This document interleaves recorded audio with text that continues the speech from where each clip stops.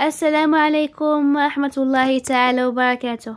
مرحبا بكم في قناة وصفات فاطمة، فيديو جديد أو وصفة جديدة. فاليوم إن شاء الله غادي نشارك معكم فطائر بأسهل طريقة ممكن تشوفيها، فراهم ساهلين بزاف وما كياخدوش نهائيا الوقت، وبحشوة اللي معلكة وكتجي بنينة بلا قياس، وبخبز ديال الفطائر اللي سهل بزاف ما كياخد لا الوقت لا دلك. فضروري الى شتي الوصفه هذه تحضريها وتجربيها او حتى تقيديها عندك لرمضان، فراه غادي تنفعك بزاف. فغير تابعي معايا الفيديو من الاول ديالو حتى الاخر باش هكا تعرفي على المقادير مع جميع مراحل التحضير. كما العاده فإلا كنتو جداد في القناه فكنقول لكم مرحبا بكم، وما تنساوش تنضموا معنا بالاشتراك الاحمر الموجود اسفل الفيديو مع تفعيل خاصيه الجرس باش هكا يوصلكم كل جديد. فما نطولش عليكم بزاف، نخليكم على المقادير مع باقي مراحل التحضير وفرجه ممتعه. فبطبيعه الحال غادي نعطيكم المقادير وفي نفس الوقت طريقه التحضير باش هكا الفيديو ما يجيش طويل بزاف. هنايا غادي ناخذ واحد الاناء نوضع فيه واحد 500 غرام ديال الدقيق الابيض اي نصف كيلو. بالنسبه لهذا الدقيق هذا فكيكون مغربل من قبل، نوعيه جيده اي خاص بالحلويات. كنزيد واحد شويه ديال خميره الخبز مع 3 الملاعق اللي كيكونوا كبار ديال الزيت النباتيه وملعقه كبيره ديال العسل اللي فيكم تعوضوها بملعقه كبيره ديال السكر حبيبات. غادي نخلط هاد المكونات هادو مزيان مع بعضياتهم. فغادي نبدا نضيف الماء باش هكا نجمع العجين. بالنسبه للماء فيكون ماء دافي حيت دابا الجو بارد. كان الجو سخون ففيكم ديروا غير الماء من الصنبور. كما قلت لكم بقى نضيف الماء شويه بشويه حتى غادي نتحصل على القوام المطلوب. بالنسبه لهاد العجينه هذه فنهائيا ما تقصحوش العجين نهائيا، فكان هذا هو القوام ديالها. من بعد ما جمعت العجين فغادي نحيدها من داك الاناء، غادي نوضعها في سطح العمل اللي بطبيعه الحال كيكون نقي، وغادي نبدا نخدم هاد العجينه هذه مزيان تقريبا واحد 2 ديال الدقائق على الاكثر. فهاد المرحله هذه ضروريه بزاف باش هكا تحصلوا على نتيجه اللي زوينه. غادي نكمل بهاد الطريقه هذه حتى غادي ندلك العجين ديالي مزيان. فكان هذا هو القوام ديالها. كما قلت لكم عجينه رطبه كما الشمعه، ما كتلتصق لا في الاناء ولا حتى في اليدين. هنا من بعد ما ساليت نخلي هاد العجينه هذه غير واحد 5 ديال الدقائق على الاكثر غير باش تطلق معانا. من بعد غادي ناخذها نوضعها في سطح العمل، نسرحها على شكل طولي على هاد الطريقه هذه كما كتشوفوا معايا، وغادي نبدا نقطع في العجين الاجزاء. فبالنسبه للتقسيمه ديال العجين بطبيعه الحال عينكم ميزانكم، اولا ممكن كذلك تستعملوا الميزان الا كان متوفر عندكم باش تحصلوا على قريصات اللي بحال اولا قد في الحجم ديالهم. من بعد ما غادي نقسم العجين فبطبيعه الحال غادي نكورو على هذا الشكل هذا. من بعد هنايا فغادي نوضعهم في شي بلاطو اولا شي طبسيل، وغادي نغطيهم بواحد البلاستيك الغذائي باش هكا ما تشكلش لي واحد القشره من الوجه ديالهم. غادي نخليهم تقريبا واحد 5 ديال الدقائق باش هكا تطلق معنا هاد العجينه هذه اولا هاد الكويصات هادو. فكما قلت لكم نخليوهم يرتاحوا تقريبا واحد 5 ديال الدقائق باش هكا يطلقوا معنا ويسهل علينا نخدموهم.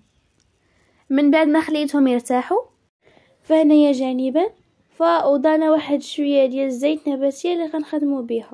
نزيد ليها الزيت وناخذ الورق الغذائي اللي هكا قطعته على شكل دائره على هذه الطريقه هذه كما شفتوا معايا. من بعد ناخذ ديك الزيت نباتيه وندهن بها مزيان هذا الورق الغذائي. من بعد ناخذ القريصه ديال العجين وغادي نبدا نسرح فيها على هذا الشكل هذا، وغادي نبدا نسرح في العجين مزيان حتى السمك ديالها فغادي يولي رقيق. بالنسبه لهذا الخبز هذا ديال الفطائر فراه ساهل بزاف كما شفتوا معايا، نهائيا ما يحتاج انه تخليه يرتاح مده طويله يعني باش يختمر. هكذا تخدمي به مباشره ما كياخذش بزاف ديال الوقت، وبطبيعه الحال في الاخر كتحصلي على نتيجه اللي زوينه. فبطبيعه الحال غنعاود معكم واحده اخرى. ناخذ واحد الورق الغذائي نقطعوه هكا على شكل دائره، وغادي ندهنو مزيان بالزيت النباتيه، وغادي نبدا نسرح ديك القريصه ديال العجين مزيان حتى غادي نرققها يعني السمك ديالها فغادي يولي رقيق. وفي هذه الاثناء هذه فكنكون شاعله على الفرن، يعني كنكون حاطه واحد المقلاة في الفرن باش هكايا تسخن معانا. فما غاديش ندهنها بتا شي حاجه، غير غادي نهز داك الورق الغذائي وغادي نقلب على هاد الطريقه هذه، نخليه غير واحد شويه غير حتى غادي تماسك معايا هاد العجينه هذه. عاد غادي نزولو شويه بشويه على هاد الشكل هذا.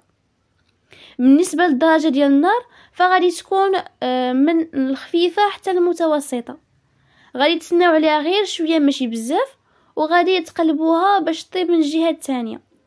راه ما كياخذش نهائيا الوقت من فوق الفرن، فغير انتبهوا ليه باش ما تحرقش معاكم. بالنسبه لذاك الورق الغذائي فغادي يسهل عليكم الطريقه، غير غادي تهزوه غادي تقلبوه على هذا الشكل هذا، وغادي تخليوه غير واحد شويه غير حتى غادي تماسك هاد الخبز ديال الفطائر، تخليوه حتى غادي تماسك واحد شويه. عاد غادي تحيدوه شويه بشويه على هاد الشكل، تخليوه هاد الخبز ديال الفطائر حتى غادي يطيب من الجهه الاولى، من بعد غادي تقلبوها باش يطيب من الجهه الثانيه. نستمر على هاد الطريقه هذه حتى غادي نسالي الكميه كامله اللي عندنا. فرا شوفوا معايا كيفاش كيجي، راه كيجي خفيف بزاف رطب ومن اروع ما يكون. فغير جربوا على هاد الطريقه هذه، اكيد غادي ينال اعجابكم. بطبيعه الحال من بعد ما غادي نسالي فغادي ندوز باش نقاد الحشوه. بالنسبه للحشوه هنايا خديت واحد المقلاة اللي غادي نوضع فيها واحد شويه ديال الزيت النباتيه.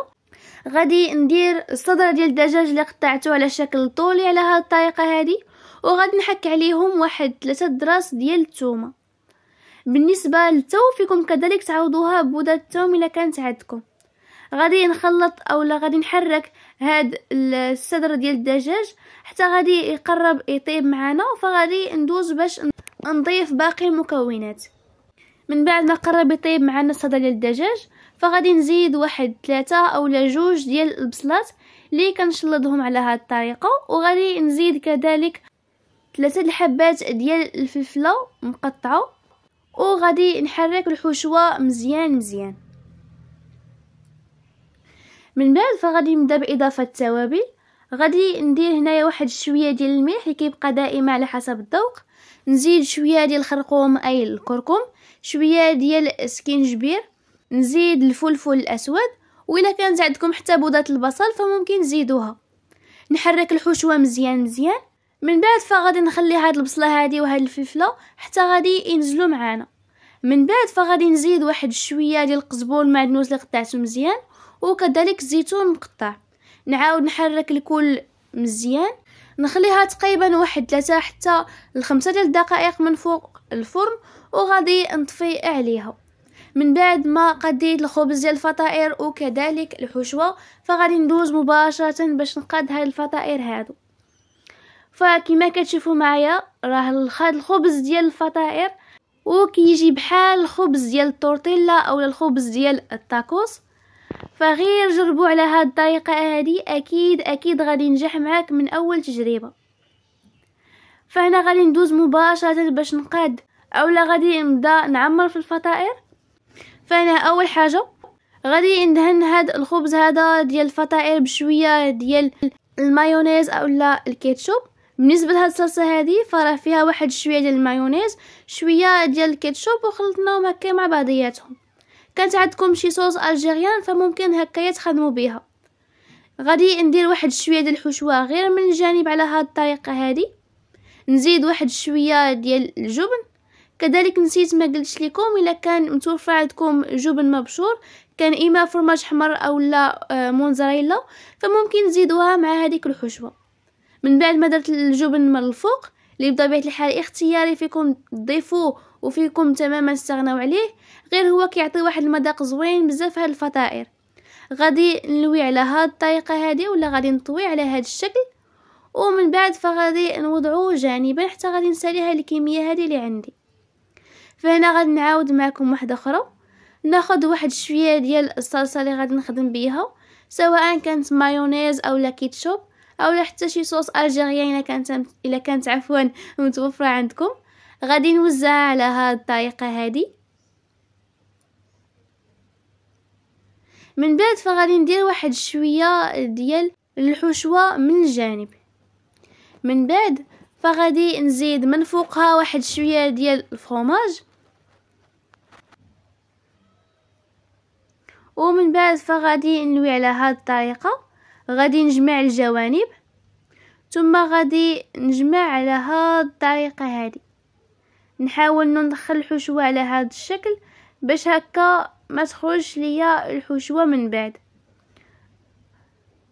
فغادي نستمر على هاد الطريقه هذه كما قلت لكم حتى غادي نساليها الكميه كامله اللي عندي. فهنايا من بعد ما ساليت هاد الكميه هذه فغادي ندير واحد المقلاة من فوق الفرن، وغادي ندهنها بواحد شويه ديال الزيت نباتيه اولا حتى الزبده. فبغيتو تخدموا بالزيت خدموا بها، بغيتو تدهنوا المقلاة بالزبده فممكن كذلك. غادي ناخذ هاد الفطائر هادو وغادي نوضعهم في هذه المقلاة وغادي نخليهم حتى غادي يتحمروا. بطبيعه الحال غادي نخليهم حتى غادي يتحمروا من جوج ديال الجهات، وكذلك نحمرهم من الجوانب باش هكا غادي نتحصل على داك اللون الذهبي، ونتلاقاو في الشكل النهائي. فكان هذا هو الشكل النهائي ديال الفطائر اللي شاركناه معكم اليوم، اللي كنتمنى فعلا ينالوا اعجابكم بطبيعه الحال فتجربوهم. فراهم كيجيو بحال الشاورما تماما، بخبز ديال الفطائر اللي سهل بزاف بزاف.